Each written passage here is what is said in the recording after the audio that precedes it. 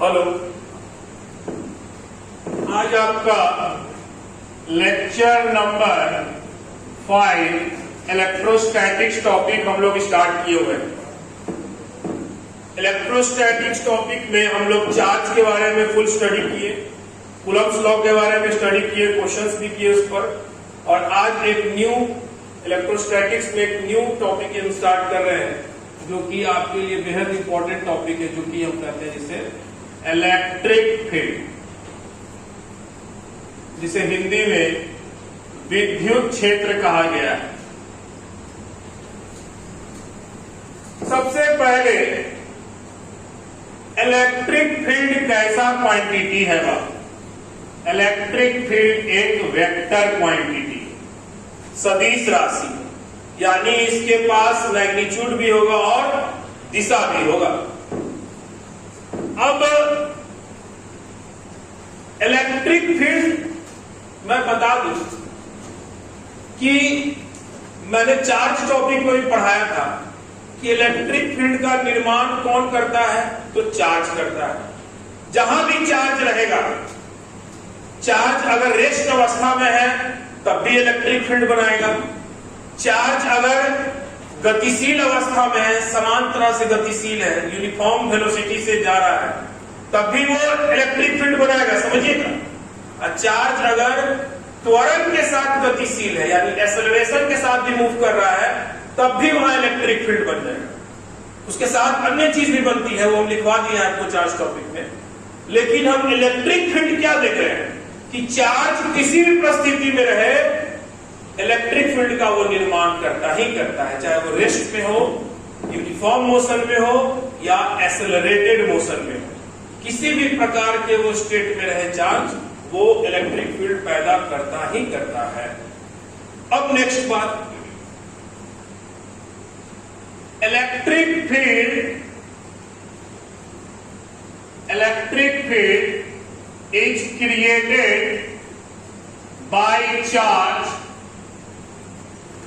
In any state. State बोलने का मतलब चाहे वो रेस्ट में हो, चाहे वो यूनिफॉर्म मोशन में हो,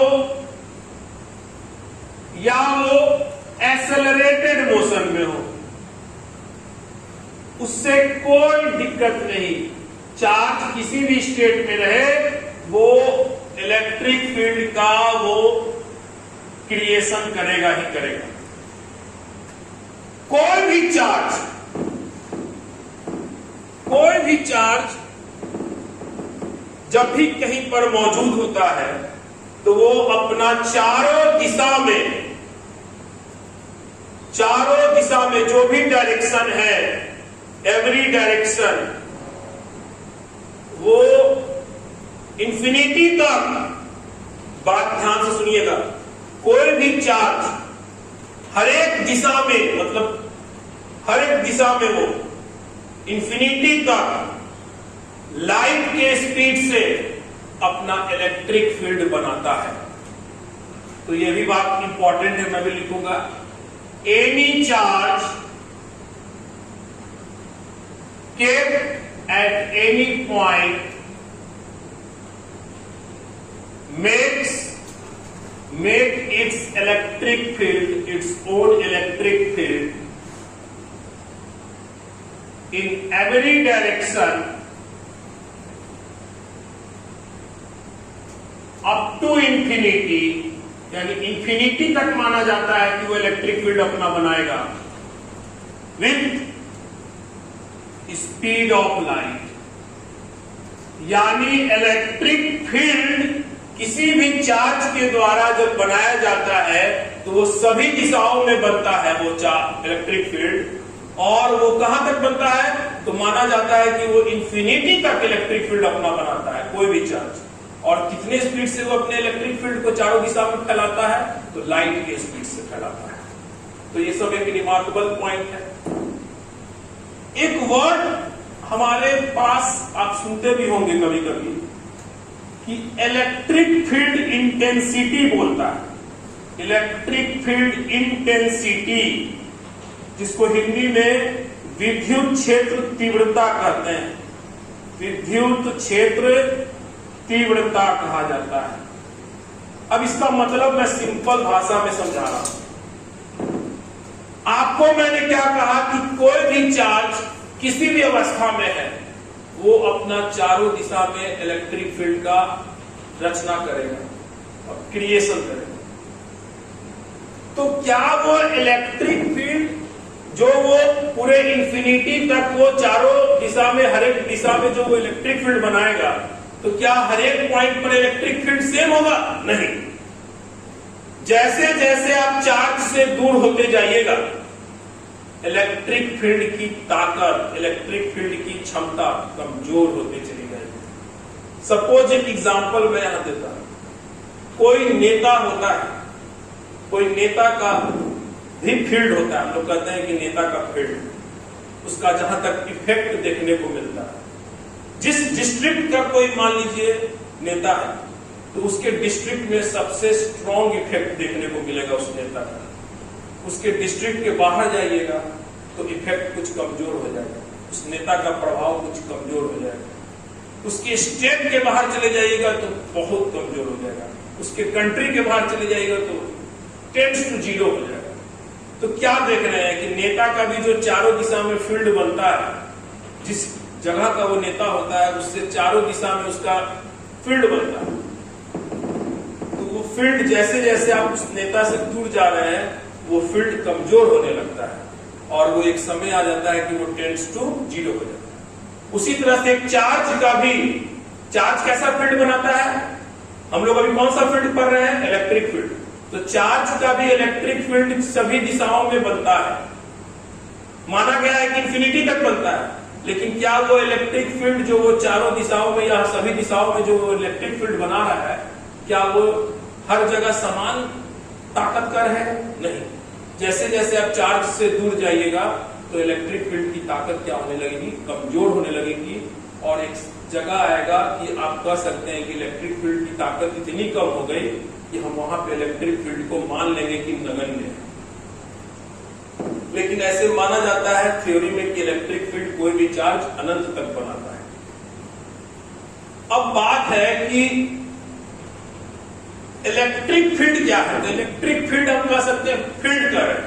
तो इलेक्ट्रिक फील्ड हम कह सकते हैं कि एक तरह से एक चार्ज के चारों तरफ जो रीजन है, चारों तरफ जो रीजन है, जिस रीजन में चार्ज ने अपना एक दबदबा बनाया हुआ है कि अगर कोई दूसरा चार्ज उस रीजन में आएगा तो उस पर तुरंत वो फोर्स लगाएगा जो चार्ज पहले से मौजूद है।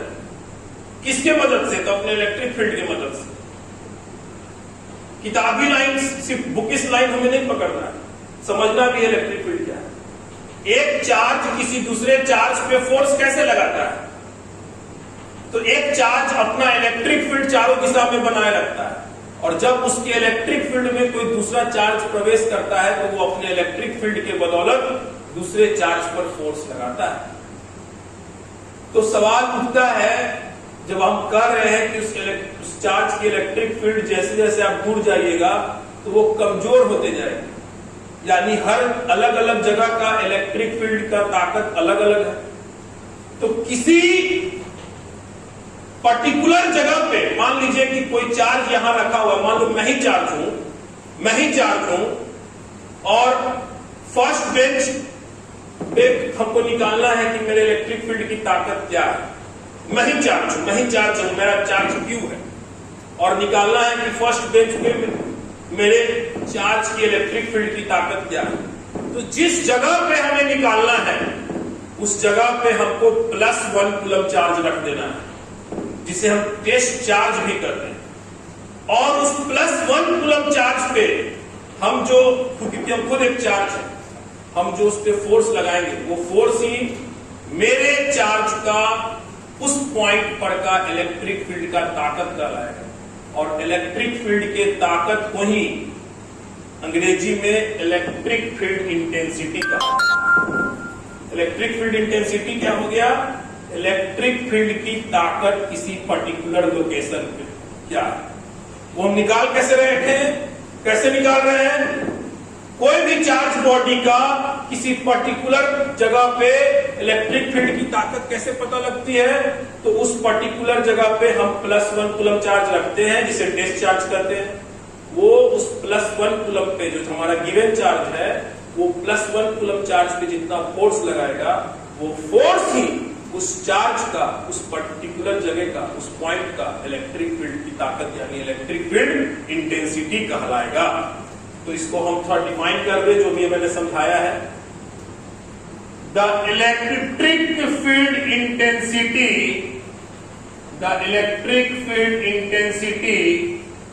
Of any given charge at any point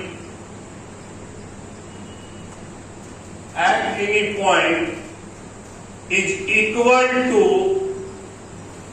force experienced by +1 coulomb charge, जिसे मैं टेस्ट चार्ज भी कर रहा हूं, kept at that point। हो गया परिभाषा इसका, या इसको 2 लाइन में हमने समझ लिया। जो बात मैंने अभी समझाया उसी को मैंने यहां लिखा है कि इलेक्ट्रिक फील्ड इंटेंसिटी क्या है किसी चार्ज का। The electric field intensity of any given charge, किसी भी दिए गए चार्ज का विद्युत क्षेत्र तीव्रता यानी electric field intensity at any point, किसी पर्टिकुलर पॉइंट पे क्या होता है, तो वो बराबर होता है force experienced bye 1 coulomb charge kept at that point. तो वो इलेक्ट्रिक फील्ड इंटेंसिटी बराबर होता है इसके, तो उस फोर्स के बराबर होता है जो फोर्स उस +1 कूलम चार्ज पे लग रहा है, गिवन चार्ज के द्वारा जो लगाया जा रहा है, जो कि उस पॉइंट पर जहां पे हमें निकालना था इलेक्ट्रिक फील्ड इंटेंसिटी, उस पॉइंट पे जो +1 कूलम चार्ज रखा गया है, उस पे जो फोर्स लग रहा है, वो फोर्स ही उस गिवन चार्ज का, उस पर्टिकुलर पॉइंट का इलेक्ट्रिक फील्ड इंटेंसिटी कहलाएगा। जैसे एक सिंपल सा एग्जांपल से समझो कि मान लो कि कोई क्यू चार्ज है और इस क्यू चार्ज का r दूरी पर हम लोग जा रहे हैं, r दूरी पे सपोज ये पॉइंट P है। मैं चाह रहा हूं कि इस क्यू चार्ज का इस पॉइंट P पे क्या इलेक्ट्रिक फील्ड की ताकत होगी, क्या इलेक्ट्रिक फील्ड इंटेंसिटी होगी। तो यहां पे इलेक्ट्रिक फील्ड इंटेंसिटी निकालने के लिए हमें क्या करना होगा, +1 कूलम चार्ज रख देना होगा। और ये गिवन चार्ज जो है, ये जो हमारा गिवन चार्ज है, ये गिवन चार्ज जो +1 कूलम चार्ज पे फोर्स लगाएगा, कूलम्स लॉ से कितना फोर्स लग जाएगा जी, K = Q2/r² होता है कूलम्स लॉ। तो कितना फोर्स लगा देगा ये गिवन चार्ज इस पॉइंट P पे रखे हुए टेस्ट चार्ज पर, तो K Q1/r², यही फोर्स लगाया जा रहा है इस गिवन चार्ज के द्वारा इस टेस्ट चार्ज पर जो कि पॉइंट P पे रखा हुआ है। तो यही फोर्स इस गिवन चार्ज का इस पॉइंट P पर का इलेक्ट्रिक फील्ड का ताकत होगा, यानी इलेक्ट्रिक फील्ड इंटेंसिटी होगा। तो मैंने सरल से सरल भाषा में आपको इलेक्ट्रिक फील्ड और इलेक्ट्रिक फील्ड इंटेंसिटी को समझाने का प्रयास किया। इसके बाद हम इसकी यूनिट की बात करेंगे। यूनिट भी हम परिभाषा ही से पकड़ लेते हैं। आप क्या कह रहे हैं कि इलेक्ट्रिक फील्ड इंटेंसिटी क्या है, तो भाई टेस्ट चार्ज पे लगने वाला फोर्स है, 1 कूलम पे लगने वाला फोर्स को ही हम इलेक्ट्रिक फील्ड इंटेंसिटी मान ले रहे हैं। तो भाई इलेक्ट्रिक फील्ड इंटेंसिटी, जिसको हम लोग शॉर्ट में इलेक्ट्रिक फील्ड भी बोल देते हैं, उस इलेक्ट्रिक फील्ड इंटेंसिटी का, क्योंकि वो एक प्रकार का फोर्स ही है, तो उसका यूनिट क्या हो गया, न्यूटन हो गया।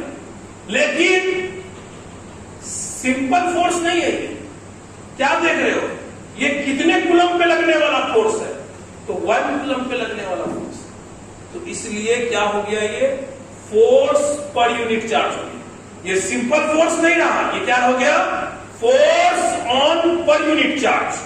तो भाई फोर्स है, इसलिए इसका यूनिट क्या हो गया, न्यूटन। और किस पर फोर्स है ये इलेक्ट्रिक फील्ड इंटेंसिटी, तो पर यूनिट चार्ज पे। पर यूनिट चार्ज मतलब आप चार्ज से भाग लगाइएगा, तो न्यूटन, चार्ज का यूनिट क्या होता है, कूलम। तो क्या हो गया, न्यूटन पर कूलम। क्योंकि इलेक्ट्रिक फील्ड इंटेंसिटी क्या है, 1 कूलम पे लगने वाला फोर्स, यानी force on per unit charge. तो फोर्स से यूनिट क्या हो गया? न्यूटन। और क्योंकि 1 कूलम पे लगने वाला फोर्स है, क्योंकि ये force on per unit charge है, तो इस पर यूनिट चार्ज के कारण नीचे क्या आ गया? कूलम आ गया। एक और यूनिट होता है इलेक्ट्रिक फील्ड का, जो कि बहुत पॉपुलर है, जिसे हम लोग वोल्ट पर मीटर कहते हैं। क्या कहते हैं? वोल्ट पर मीटर। इस यूनिट के बारे में, ये यूनिट कहां से आता है, ये हम आपको आने वाले टॉपिक्स में पढ़ाएंगे, जब relation between electric field and electric potential, उस समय ये यूनिट आपको समझ में आ जाएगा कि ये यूनिट कहां से आएगा। अभी ये यूनिट आपने डेफिनेशन से निकाला है कि इलेक्ट्रिक फील्ड का यूनिट क्या होता है, उसी को आप इलेक्ट्रिक फील्ड इंटेंसिटी जो कर रहे हो, उसका यूनिट क्या होता है? न्यूटन पर कूलम। अब इसका डायमेंशनल फॉर्मूला, इसका डायमेंशनल फॉर्मूला जो है वो होगा, न्यूटन है तो न्यूटन का क्या हो जाएगा? mL/(10⁻²) और कूलम है तो क्या हो गया? AT। तो उस हिसाब से डालोगे तो क्या आ जाएगा? mL inverse A inverse, sorry mL A inverse और T ऊपर आएगा तो क्या हो जाएगा? (10⁻³ तो ये हो गया आपका इलेक्ट्रिक फील्ड या इलेक्ट्रिक फील्ड इंटेंसिटी, जो उसके ताकत का नाम है। इलेक्ट्रिक फील्ड के ताकत को ही हम क्या करते हैं? Electric field intensity. और उसी को हम लोग बोलचाल में सिर्फ इलेक्ट्रिक फील्ड भी बोल के काम चलाते हैं। तो इलेक्ट्रिक फील्ड का डायमेंशनल फॉर्मूला आपसे पूछा जाएगा तो हम कितना बताएंगे? mL A इनवर्स (10⁻³) यही से न्यूटन पर कूलम। तो अभी आप क्या कर रहे हैं? आप अभी इलेक्ट्रिक फील्ड का इंट्रोडक्शन किए हैं। कैसा क्वांटिटी है? तो भाई वेक्टर क्वांटिटी है। किसके द्वारा इलेक्ट्रिक फील्ड बनाया जाता है? तो चार्ज के द्वारा बनाया जाता है, जो कि किसी भी अवस्था में रहे, चाहे रेस्ट में रहे, चाहे समान गति करे या त्वरित गति करे, किसी भी परिस्थिति में चार्ज जो है वो विद्युत क्षेत्र का निर्माण करेगा ही करेगा।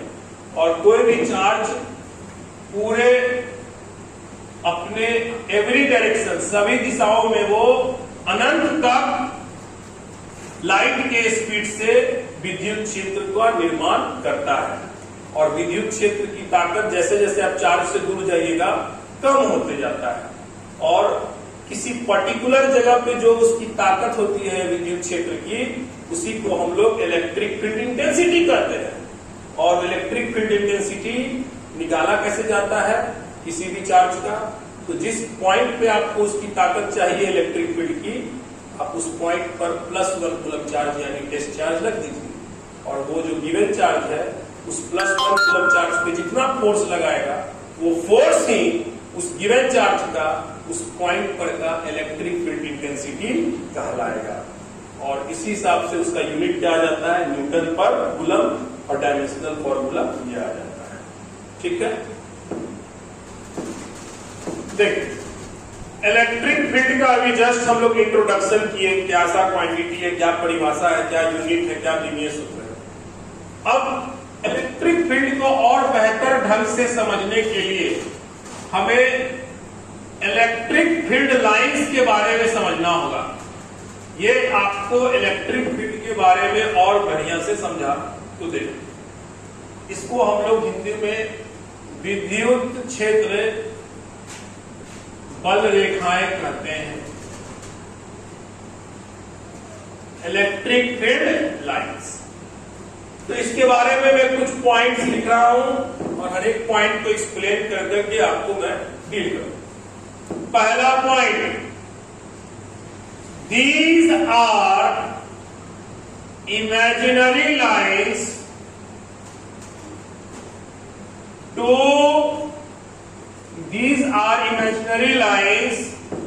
drawn to describe the electric field। सबसे पहला पॉइंट मैंने इलेक्ट्रिक फील्ड लाइंस के बारे में क्या लिखा है कि ये इमेजिनरी लाइंस है।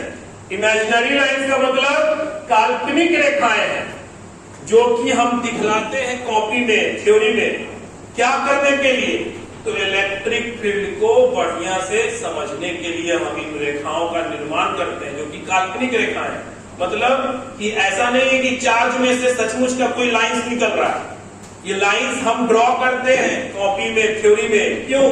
कि इलेक्ट्रिक फील्ड को बेहतर से हम समझ सके। दूसरा पॉइंट,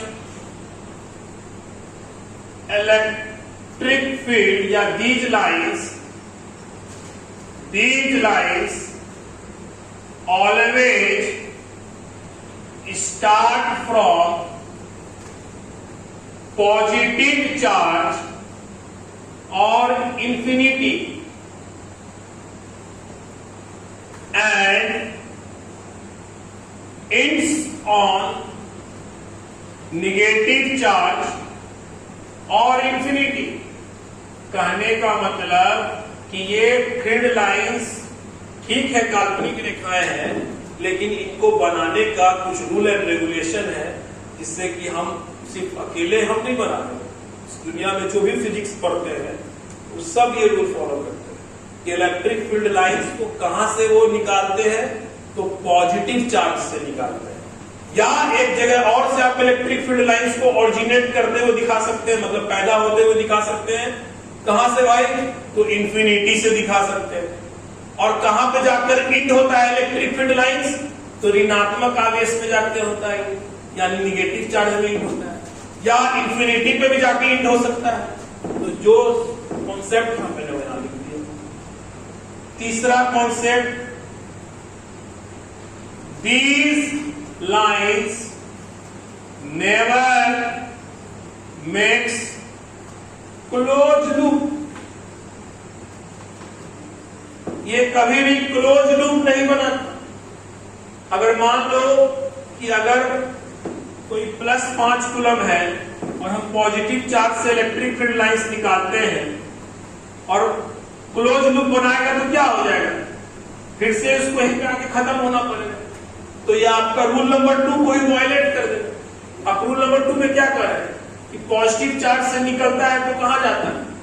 इंड कहां पे जाके करता है? चाहे तो निगेटिव पे या तो इंफिनिटी पे। तो अगर क्लोज लूप बन गया तो पॉजिटिव चार्ज से यहां पैदा भी हुआ और जाके इंड भी कहां किया? पॉजिटिव चार्ज पे।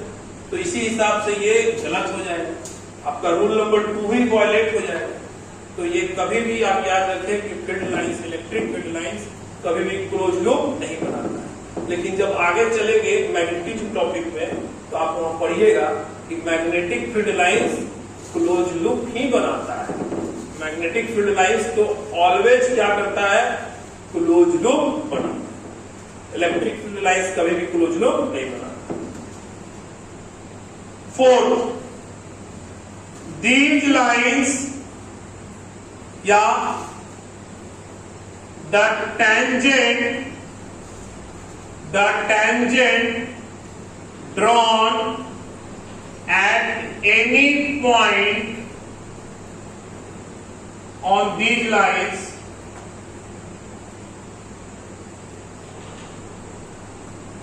gives direction of electric field। क्या एक बहुत इंपॉर्टेंट पॉइंट है। आप यदि इलेक्ट्रिक फील्ड लाइन, सपोज मान लो ये +5 कूलम है, ये -5 कूलम है और इलेक्ट्रिक फील्ड लाइंस ऐसा है, तो मान लीजिए अगर किसी भी पॉइंट पर, ये तो फील्ड लाइंस दिखाया गया है, किसी भी पॉइंट पे अगर इलेक्ट्रिक फील्ड की दिशा को जानना है, इलेक्ट्रिक फील्ड मैंने पहले इंट्रोडक्शन में ही कहा था कि कैसा क्वांटिटी है, वेक्टर, उसका दिशा जरूर हो। तो अगर इलेक्ट्रिक फील्ड की दिशा को जानना है फील्ड लाइंस के बदौलत, तो जिस बिंदु पर आपको चाहिए ना दिशा इलेक्ट्रिक फील्ड का, उस बिंदु पे फील्ड लाइन पर टेंजेंट दे दीजिए। मान लीजिए सपोज हमको इस बिंदु पर चाहिए तो हमको यहाँ पे टेंजेंट दे देंगे, तो ये डायरेक्शन हो जाएगा इलेक्ट्रिक फील्ड का। अगर इस बिंदु पे चाहिए तो यहाँ टेंजेंट दे दीजिए, ये डायरेक्शन हो जाएगा इलेक्ट्रिक फील्ड का।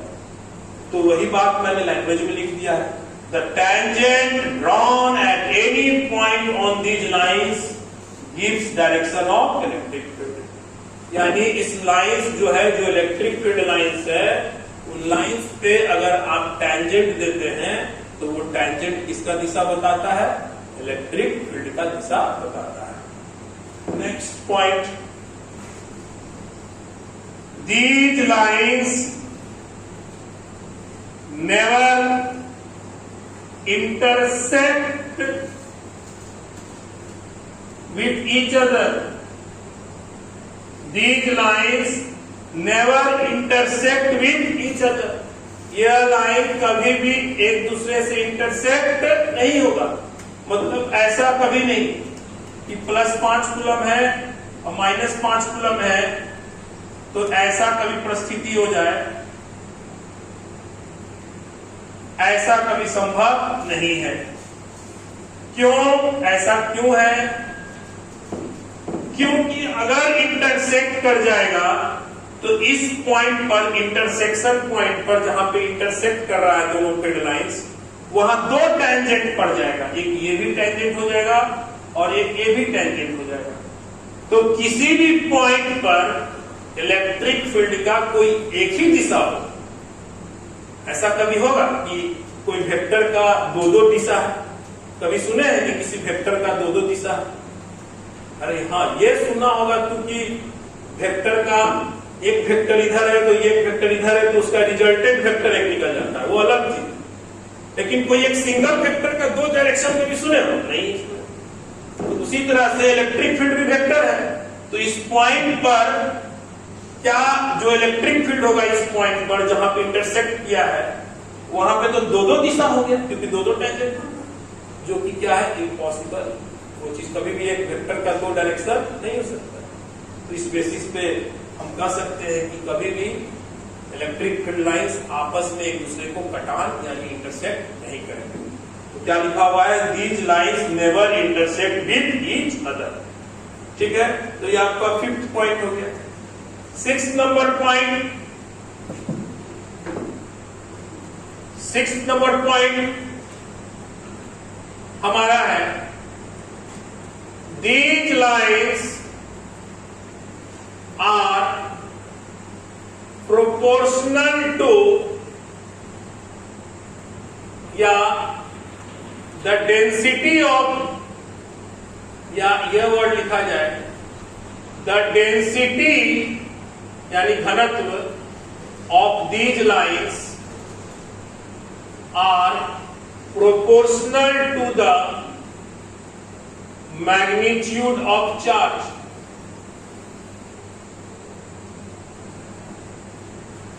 यानी जो घनत्व होगा इन फील्ड लाइंस का, घनत्व मतलब कहीं फील्ड लाइंस ढेर संख्या में हो तो हम कहेंगे फील्ड लाइंस का घनत्व ज्यादा है, कहीं फील्ड लाइंस बहुत कम संख्या में है तो हम कहेंगे कि वहां घनत्व कम है। तो फील्ड लाइंस का घनत्व किस पर निर्भर करता है भाई? तो चार्ज के मैग्नीट्यूड पे निर्भर करता है। जितना ज्यादा चार्ज का मैग्नीट्यूड होगा, मान लीजिए 5 कूलम है और उसके तुलना में क्या है 10 कूलम, तो 10 कूलम से 10 कूलम के पास जो फील्ड लाइंस मौजूद होगी वो 5 कूलम के तुलना में दुगना फील्ड लाइंस वहां मौजूद होगा। समझ रहे? जितना ज्यादा फील्ड लाइंस उतना ही ताकतवर फील्ड को वो शो करता है, और ये भी शो करता है कि वो उतने ही बड़े चार्ज से, उतने ही ज्यादा मैग्नीट्यूड के चार्ज से ये फील्ड लाइंस पैदा हो रहे हैं। यानी जितना ज्यादा चार्ज का मैग्नीट्यूड रहेगा, फील्ड लाइंस की संख्या यानी घनत्व भी ज्यादा होगी। जैसे इस पे कभी कभी सवाल पूछ दिया जाता है, जैसे कि +5 कूलम है और ये -3 कूलम है। एक फील्ड लाइन ये हुआ, एक फील्ड लाइन ये हुआ, एक फील्ड लाइन ये हुआ। अब पूछा जाता है परीक्षा में कि ये क्या डायग्राम सही है कि गलत है। बच्चे प्रायः सोचते हैं कि ये डायग्राम सही है, क्योंकि इसमें कोई भी रूल फेल नहीं हो रहा है। पॉजिटिव से स्टार्ट हो रहा है, निगेटिव पे एंड हो रहा है, कहीं कोई क्लोज लूप नहीं बन रहा है, कहीं कोई कटान नहीं हो रहा है। बच्चों को लगता है कि ये सही है, नहीं, लेकिन ये गलत हो जाता है। गलत होने का कारण ये डायग्राम गलत क्यों है? क्योंकि आप यहां पर चार्ज का मैग्नीट्यूड कितना है, 5 यूनिट है। नेचर छोड़ दीजिए, ये तो पॉजिटिव नेचर है, ये निगेटिव नेचर है। प्लस माइनस क्या बताता है, नेचर खाली बताता है कि उल्टा नेचर है, ये प्लस नेचर हुआ, ये माइनस नेचर हुआ। लेकिन मैग्नीट्यूड की बात करो, यहाँ कितना मैग्नीट्यूड है, 5 यूनिट, यहाँ कितना मैग्नीट्यूड है, तो 3 यूनिट। ठीक है, निगेटिव नेचर का है तो इसमें इंटर करेगा, ये पॉजिटिव है तो इससे बाहर निकलेगा। लेकिन मैं क्या कर रहा हूं कि जो फील्ड लाइंस का घनत्व होगा, जितना ज्यादा चार्ज का मैग्नीट्यूड होगा वहां फील्ड लाइंस ज्यादा मात्रा में होगा, जहां कम होगा वहां कम। तो ये गलत इसीलिए हो रहा है कि यहां 5 वाले में भी फील्ड लाइंस 3 ही है, और जिसका 3 यूनिट है निगेटिव नेचर में, 3 यूनिट है यहां पर इसका चार्ज का मैग्नीट्यूड, नेचर निगेटिव है, तो भी यहां पर 3 ही फील्ड लाइंस यहां आ रहा है। तो दोनों जगह आपको फील्ड लाइंस का घनत्व क्या दिख रहा है, सेम, जो कि गलत है। ज्यादा मैग्नीट्यूड जहां रहेगा वहां चार्ज की घनत्व, वहां फील्ड लाइंस की घनत्व ज्यादा होगी। यानी यहां पे सही डायग्राम क्या होगा, अगर 5 कूलम है और ये -3 कूलम है, तो मान लीजिए एक फील्ड लाइन ऐसे, एक ऐसे, एक ऐसे, और इसका कुछ फील्ड लाइंस कहां चला जाएगा, इंफिनिटी में चला जाएगा। तो अब जाकर ये डायग्राम क्या हो गया, सही। क्यों, क्योंकि अब यहां 5 वाले के पास कितना फील्ड लाइंस है, 5 है, और -3 वाले के पास कितना फील्ड लाइंस है, 3 है। तो चार्ज का अगर अंतर हुआ मैग्नीट्यूड में, तो फील्ड लाइंस के घनत्व में भी अंतर होगा। तो मैं समझता हूं कि आप इतना इसको जरूर कॉन्सेप्ट को कैच कीजिए। 7th number, electric field lines are never present inside conductor। किसी भी चालक के अंदर कभी इलेक्ट्रिक फील्ड लाइंस मौजूद नहीं होती, कभी भी। मान लो कि अगर कोई कंडक्टर है, ये कोई कंडक्टर मटेरियल का बना हुआ है, तो कंडक्टर के अंदर इलेक्ट्रिक फील्ड ही 0 होता है। और जब इलेक्ट्रिक फील्ड ही 0 है तो भाई उसका फील्ड लाइंस कहां से, आखिर फील्ड लाइंस क्या है, electric field lines, electric field को ही ना दर्शाता है। इलेक्ट्रिक फील्ड लाइंस, ज्यादा इलेक्ट्रिक फील्ड है तो बहुत घनत्व में फील्ड लाइंस रहेगा, कम इलेक्ट्रिक फील्ड है तो कम घनत्व में रहेगा। है ही नहीं इलेक्ट्रिक फील्ड, यानी फील्ड ही लाइंस नहीं रहेगा। तो कभी भी कंडक्टर के अंदर, चालक के अंदर इलेक्ट्रिक फील्ड ही एग्जिस्ट नहीं करता, तो भाई फील्ड लाइंस की तो सवाल ही नहीं। तो कभी भी किसी कंडक्टर के अंदर इलेक्ट्रिक फील्ड लाइंस प्रेजेंट नहीं होता है। 8 नंबर,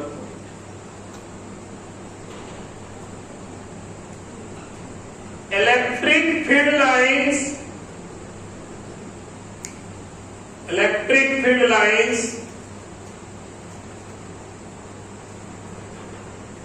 are always perpendicular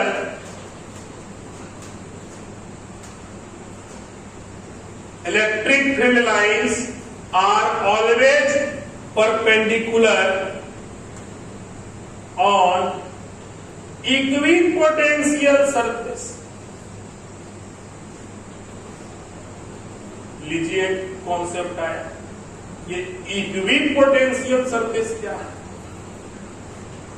ऐसा सरफेस जिसके हर जगह पर पोटेंशियल क्या है, सेम है। कहिएगा तुम तो पोटेंशियल ही नहीं पढ़े, तो पढ़े नहीं है पोटेंशियल, लेकिन सुने तो होगे नाम 11-12। इक्वी का मतलब क्या होता है, समान। पोटेंशियल का मतलब क्या है, विभव कोई, और सरफेस का मतलब सतह। एक ऐसा सतह जहां पर हर एक पॉइंट पे विभव, विभव जिसका यूनिट वोल्ट होता है, यानी हर एक पॉइंट पर पोटेंशियल क्या है, सेम है। यानी मान लो कि अगर 20 वोल्ट है तो हर सरफेस के हर एक जगह पे कितना है 20 वोल्ट, नहीं कहीं 19, नहीं कहीं 21, तब जाकर वो सरफेस क्या कहलाएगा, इक्वी पोटेंशियल सरफेस। नाम से ही पकड़ा है, इक्वी मतलब समान, पोटेंशियल मतलब विभव, सरफेस मतलब सतह, ऐसा सतह जहां हर जगह विभव क्या है, समान है। वैसे सरफेस पर फील्ड लाइंस क्या होता है, परपेंडिकुलर होता है, लंबवत होता है। कैसे सरफेस पे, जो इक्वी पोटेंशियल। क्यों होता है सर, अब पूछिएगा, तो उसका एक्सप्लेनेशन मैं यहां कर रहा हूं।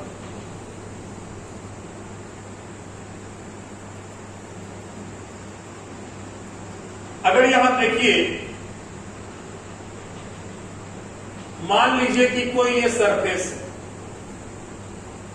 और ये कैसा सरफेस है, इक्वी पोटेंशियल सरफेस। और यदि इलेक्ट्रिक फील्ड लाइन जो है वो परपेंडिकुलर ना होकर कुछ एंगल पर होता है, ठीक है, तो भाई इलेक्ट्रिक फील्ड तो वेक्टर क्वांटिटी है, वेक्टर क्वांटिटी का तो कंपोनेंट टूट सकता है, तो इसका कंपोनेंट तो टूट जाएगा। इधर जो कंपोनेंट आएगा, मान लो ये इलेक्ट्रिक फील्ड अगर E है, तो ये कंपोनेंट हो जाएगा E cos थीटा, और ये कंपोनेंट हो जाएगा E sin थीटा। और हम लोग बहुत बेसिक क्लास में भी सुने होंगे एक चीज, कि इलेक्ट्रिक फील्ड हमेशा कहां से कहां ट्रेवल करता है, तो हाई पोटेंशियल से लो पोटेंशियल। सुना होगा तो लोग, एक भी इलेक्ट्रिक फील्ड कहां से कहां ट्रेवल करता है, हाई पोटेंशियल से लो पोटेंशियल। बहुत कॉमन बात है, सब आप लोग कई बार सुनते हैं। तो भाई जब तुम इसको कंपोनेंट में तोड़ दिया, यानी नोट को खुदरा करा दिया, नोट को जब खुदरा करा दिया तो नोट तो खत्म हो गया, लेकिन खुदरा बच गया। यानी तुमको अब यहां दो इलेक्ट्रिक फील्ड दिखना चाहिए, एक सरफेस के पैरेलल E cos थीटा, और एक सरफेस के परपेंडिकुलर E sin थीटा। तो यह मैं कहना चाह रहा हूं कि जो ये इलेक्ट्रिक फील्ड का जो एक टुकड़ा यहां पर आया है E cos थीटा, जो सरफेस के पैरेलल है, उसका दिशा क्या है, इधर की ओर है। और हम हमेशा जानते हैं कि इलेक्ट्रिक फील्ड कहां से कहां ट्रेवल करता है, तो हाई पोटेंशियल से लो पोटेंशियल। तो अगर मान लो कि इलेक्ट्रिक फील्ड इस सरफेस पे जो E cos थीटा है वो इस तरह से जा रहा है, तो यानी ये हाई पोटेंशियल हो गया, और ये क्या हो गया, लो। ये कैसा पोटेंशियल हो गया जी, हाई, और ये कैसा पोटेंशियल हो गया, लो। तभी तो हाई टू लो जा रहा है ये E cos थीटा, जो कि गलत ना हो गया। तुम अभी क्या कर रहे थे, ये कैसा सरफेस है, इक्वी पोटेंशियल सरफेस है, मतलब इस सरफेस पे हर जगह पोटेंशियल क्या है, सेम है। हर जगह पोटेंशियल क्या है, सेम है। और अभी तुम कह रहे हो कि सर E cos थीटा ऐसे जा रहा है, तो ये हाई पोटेंशियल पे हो गया और ये लो पोटेंशियल। तो अपना ही दोनों बात तुम कॉन्ट्राडिक्ट कर दिए कि नहीं। सरफेस को तुम मान के चले हो कि इक्वी पोटेंशियल है, यानी हर जगह पे पोटेंशियल क्या है, सेम। और E cos थीटा का तुम डायरेक्शन देख के बता रहे हो कि ये हाई पोटेंशियल पे और ये लो पोटेंशियल। तो ऐसा हो सकता है कि सरफेस को आप इक्वी पोटेंशियल भी कहिए, इलेक्ट्रिक फील्ड का डायरेक्शन देके कहिए कि हाई है और ये लो पे है, होगा नहीं सुन, एक ही बात ना सही होगा। चाहे तो ये इक्वी पोटेंशियल सरफेस होगा, या तो ये E cos थीटा का जो डायरेक्शन बता रहा है ये हाई ये लो। तो कहां गड़बड़ी हो गई, काहे ऐसा कॉन्ट्राडिक्ट हो गया, हमारा बात फंस गया कि इक्वी पोटेंशियल सरफेस था तो सब जगह सेम पोटेंशियल होना चाहिए था, और E cos थीटा के डायरेक्शन से हमको लग रहा है ये हाई पोटेंशियल पे और ये लो। तो दोनों बात मेरा कॉन्ट्राडिक्ट क्यों कर गया, इसलिए कॉन्ट्राडिक्ट कर गया क्योंकि ये इक्वी पोटेंशियल सरफेस था और हमने electric field line equi potential surface से परपेंडिकुलर ना लिया, बल्कि कुछ एंगल पे ले लिया। अगर हम इक्वी पोटेंशियल सरफेस से, ये बहुत इंपॉर्टेंट पॉइंट है समझने का है, अगर इक्वी पोटेंशियल सरफेस से, अगर ये मेरा इक्वी पोटेंशियल सरफेस है, अगर इस इक्वी पोटेंशियल सरफेस से हम परपेंडिकुलर अपना ले इलेक्ट्रिक फील्ड, कैसा ले? परपेंडिकुलर। तो क्या इसका कोई कंपोनेंट इधर आएगा? हम हमेशा जानते हैं कि जब वेक्टर y एक्सिस में होता है तो x में उसका कोई कंपोनेंट नहीं आता, और जब x में वेक्टर होता है x के पैरेलल तो y में कोई कंपोनेंट नहीं होता है। तो अब जब ये इलेक्ट्रिक फील्ड इस इक्विपोटेंशियल सरफेस पे परपेंडिकुलर है तो इलेक्ट्रिक फील्ड का कोई भी टुकड़ा तो इधर नहीं आया। इसका मतलब इलेक्ट्रिक फील्ड इधर क्या रह गया? Zero. Along the surface, along the surface electric field क्या रह गया? जीरो। इसका मतलब इलेक्ट्रिक फील्ड जीरो होने का मतलब, इलेक्ट्रिक फील्ड जीरो होने का मतलब अलोंग द सरफेस इधर जाने से इधर हमको कोई इलेक्ट्रिक फील्ड नहीं मिल रहा है। इसका मतलब इलेक्ट्रिक फील्ड हमेशा हाई पोटेंशियल से लो पोटेंशियल जाता है, और इलेक्ट्रिक फील्ड यहां नहीं है। इसका मतलब कि यह पॉइंट और यह पॉइंट दोनों क्या है? सेम पोटेंशियल है। किसमें है? Same potential. जब ये दोनों पॉइंट सेम पोटेंशियल पे रहेगा तो क्या इन दोनों पॉइंट के बीच इलेक्ट्रिक फील्ड बनेगा? नहीं बनेगा, क्योंकि इलेक्ट्रिक फील्ड हमेशा किन दो पॉइंट के बीच बनता है? एक हाई और एक लो, और उसका डायरेक्शन क्या होता है? High to low. तो यहां पर देखिए आपका बात दोनों सेम हो गया। आप शुरू में इसको क्या मान के चले? इक्विपोटेंशियल सरफेस, यानी हर एक पॉइंट का पोटेंशियल क्या है? सेम। और बाद में आप इलेक्ट्रिक फील्ड का डायरेक्शन क्या ले रहे हैं? इक्विपोटेंशियल सरफेस पे परपेंडिकुलर। तो परपेंडिकुलर देने के कारण along the surface electric field का वैल्यू क्या है? जीरो। इसका मतलब कि ये दोनों पॉइंट क्या है? Same potential. तो यहाँ दोनों बात मेरा जस्टिफाई हो गया, कॉन्ट्राडिक्ट नहीं हो। तो ये बात हमने पूरा कोशिश किया है आपको समझाने का कि इक्विपोटेंशियल सरफेस, कैसा सरफेस छोटू? इक्विपोटेंशियल सरफेस, जहां पे ऐसा सरफेस जहां पे हर जगह पोटेंशियल क्या हो? सेम। वैसे सरफेस पर इलेक्ट्रिक फील्ड लाइन कैसा होता है? परपेंडिकुलर होता है। आप कहिएगा सर सब पढ़ के फायदा, तो देखो आपको स्टेटमेंट वाला क्वेश्चन दे सकता है, कहेगा कि इन चारों में से फील्ड लाइन के बारे में सही स्टेटमेंट को चुनो या गलत स्टेटमेंट को चुनो। तो जब आप फील्ड लाइन के बारे में हर एक कॉन्सेप्ट बारीकी से जानेंगे तभी तो आप चुन पाएंगे कि कौन सा स्टेटमेंट सही है, कौन सा स्टेटमेंट गलत। अब यहां से आगे बढ़े। अभी तक हमारा पॉइंट हो गया 7। 8वां पॉइंट, मैंने शुरू में ही कहा था कि इलेक्ट्रिक फील्ड लाइन हम लोग बनाते हैं इसलिए कि इलेक्ट्रिक फील्ड को समझा सके।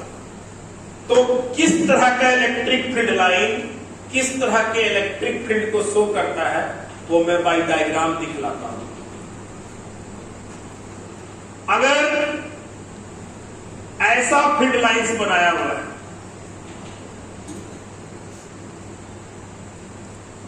क्या देख रहे हो फील्ड लाइंस? सब सारे फील्ड लाइंस के बीच का गैपिंग ऑलमोस्ट सेम है कि नहीं? ये जो गैपिंग है सब फील्ड लाइंस के बीच वो अलग अलग है कि ऑलमोस्ट सेम है? Almost same.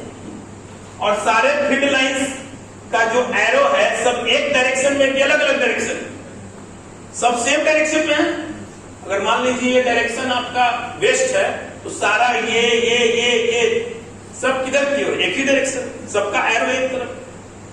तो ये कैसा इलेक्ट्रिक फील्ड को शो कर रहा है भाई? ये फील्ड लाइंस कैसे इलेक्ट्रिक फील्ड को शो कर रहा है? इलेक्ट्रिक फील्ड क्या है? वेक्टर मैग्नीट्यूड, यानी उसके पास मैग्नीट्यूड भी और डायरेक्शन भी। तो ऐसा फील्ड लाइंस इलेक्ट्रिक फील्ड के मैग्नीट्यूड को क्या बतला रहा है? कांस्टेंट। और डायरेक्शन को भी क्या बतला रहा है? कांस्टेंट। और इस तरह के इलेक्ट्रिक फील्ड को ही हम लोग यूनिफॉर्म इलेक्ट्रिक फील्ड कहते हैं। क्या कहते हैं? Uniform electric. यह जो एरो सबका डायरेक्शन, सारे एरो का डायरेक्शन जो एक दिशा में है, यह बताया कि डायरेक्शन कांस्टेंट। यह इलेक्ट्रिक फील्ड के किस चीज को कांस्टेंट को बताया? Direction constant. और हर एरो के बीच का गैपिंग हमने क्या बताया था कि density of field lines proportional to magnitude of charge. जहां फील्ड लाइन सब सटे हुए रहेंगे वहां मानेंगे कि फील्ड क्या है? ताकतवर है। और जहां फील्ड लाइंस क्या है? दूर दूर है वहां क्या मानेंगे, फील्ड कमजोर है। तो कहीं भी ऐसा है कि कहीं फील्ड लाइंस ज्यादा सटे हुए हैं या कहीं कहीं ज्यादा फैले हुए हैं, यानी हर जगह फील्ड की ताकत क्या है, सेम। हर जगह फील्ड की ताकत सेम और फील्ड का डायरेक्शन भी हर जगह क्या है, सेम। यानी इसका डायरेक्शन भी कांस्टेंट है और मैग्नीट्यूड भी कांस्टेंट। और जब एक वेक्टर का मैग्नीट्यूड भी कांस्टेंट हो और डायरेक्शन भी कांस्टेंट हो तो इसको यूनिफॉर्म का दर्जा मिल जाता है। तो ये किस तरह के, ये फील्ड लाइंस किस तरह के इलेक्ट्रिक फील्ड को दर्शा रहा है, यूनिफॉर्म इलेक्ट्रिक फील्ड। अब ये आ जाए, अगर ऐसा रहे तो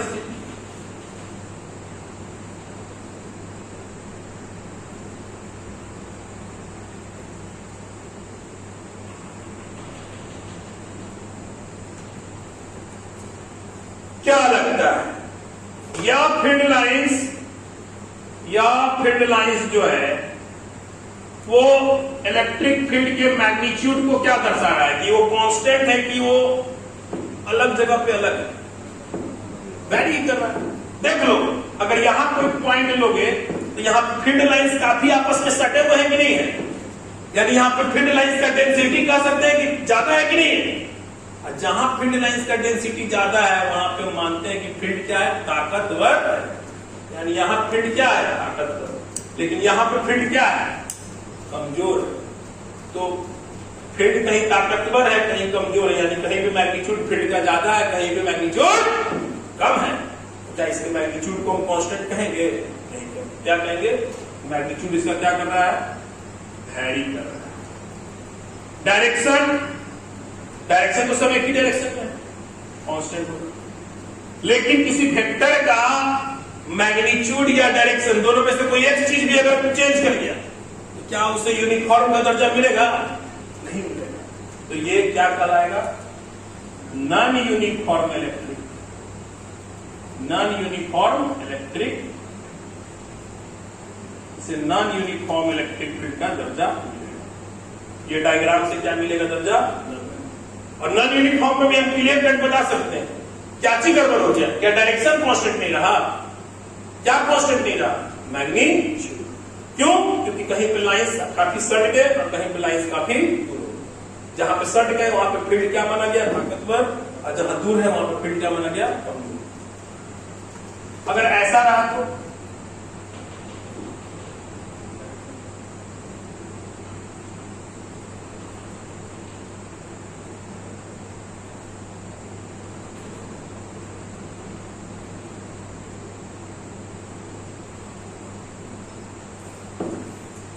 ये क्या दर्शा रहा है, तो क्या देख रहे हो, कहीं पे भी फील्ड लाइंस ज्यादा सटा हुआ या ज्यादा दूर दूर हो रहा है कि हर जगह समान रूप से, हर जगह से समान।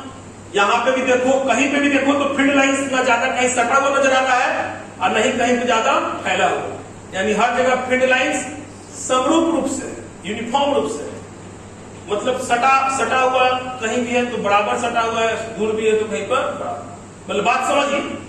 तो यहां से साफ हम कह सकते हैं कि इस तरह के इलेक्ट्रिक फील्ड का मैग्नीट्यूड क्या होगा, कांस्टेंट। मैग्नीट्यूड यहां क्या होगा, कांस्टेंट, क्योंकि कहीं पे भी ऐसा देखने नहीं मिल रहा है कि फील्ड लाइंस कहीं सट गया तो कहीं पर दूर हो गया।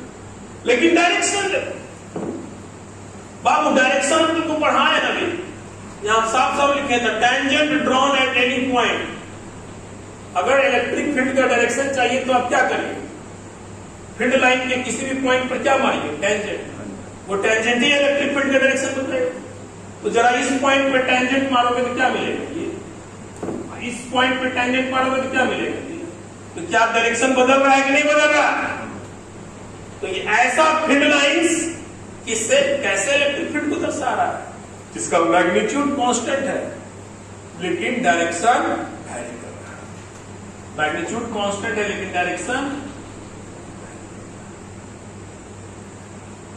तो भाई कोई एक वेक्टर का कोई एक चीज भी कांस्टेंट नहीं रहेगा, मैग्नीट्यूड या डायरेक्शन में से कोई एक भी बदलने लगा तो क्या उसे यूनिफॉर्म का दर्जा मिलेगा, तो ये भी किस कैटेगरी में गया, नॉन यूनिफॉर्म। ठीक है, आगे देखें। अगर एक लास्ट है, अगर ऐसा फील्ड लाइन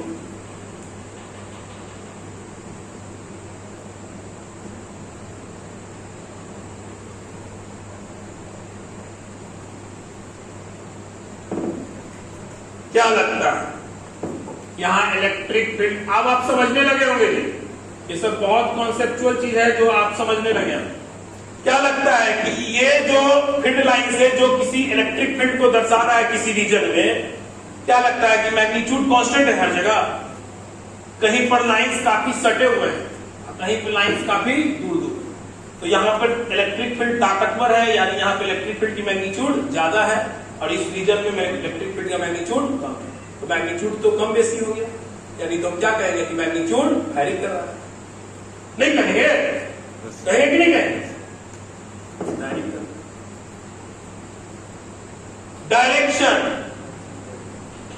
डायरेक्शन देखो, अभी जस्ट बात कि टैंजेंट देते हो तो क्या होता है?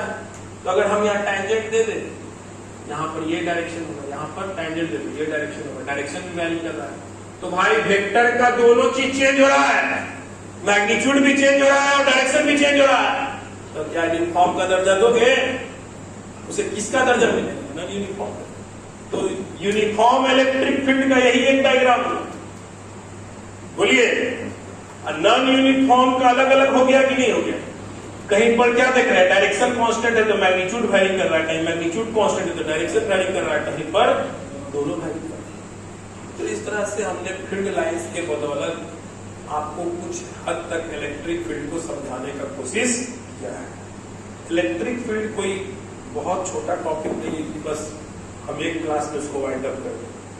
अभी इलेक्ट्रिक फील्ड में नेक्स्ट क्लास में आप लोग को हम एक टेबल ड्रॉ करवाएंगे जिसमें डिफरेंट टाइप्स ऑफ पार्टिकल, जैसे point size charge, ring, sphere, rod, arc, इन सब का इलेक्ट्रिक फील्ड लिखवाऊंगा। ये सब डायरेक्टली कॉम्पिटिटिव एग्जाम में पूछा जाता है, डायग्राम के साथ उनका डायग्राम बनाएंगे।